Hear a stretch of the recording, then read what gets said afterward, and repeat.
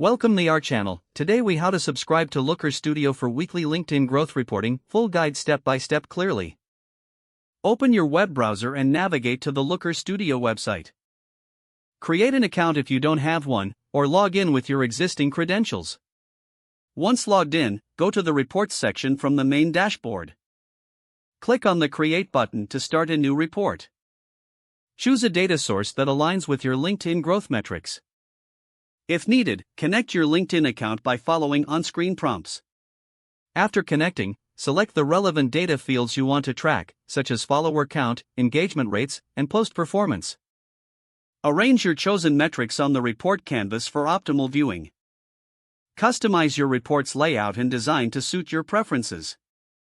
Once your report is complete, save it and give it a relevant title for easy identification. Next, set up automatic updates by clicking on the Schedule option. Specify the frequency for automatic updates, ideally choosing weekly. Ensure you select the right time and time zone for receiving your reports. Add the email addresses of recipients who should receive the report. Confirm all settings and click on Save to finalize your schedule. Your Looker Studio subscription for weekly LinkedIn growth reporting is now set up. Check your email regularly for updates, and make adjustments to your report as necessary. If the page does not load, refresh the browser or try again in a private or incognito window. Make sure you are using the correct email address, then retype it carefully to avoid small typos. If your password is not accepted, use the Reset option and create a new strong password you can remember. Check your spam folder for verification or security emails, then complete any requested confirmation steps. Enable two-factor authentication if available to improve account security and reduce unauthorized access risk.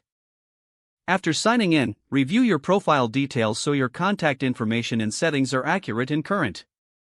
If you see an error message, note it down and try again after restarting your device and internet connection. Log out when you finish, especially on shared devices, to keep your account and payment information. If the page does not load, refresh the browser or try again in a private or incognito window. Make sure you are using the correct email address, then retype it carefully to avoid small typos. If your password is not accepted, use the Reset option and create a new strong password you can remember. Don't forget to like this video and subscribe to our channel for more step-by-step tech guides.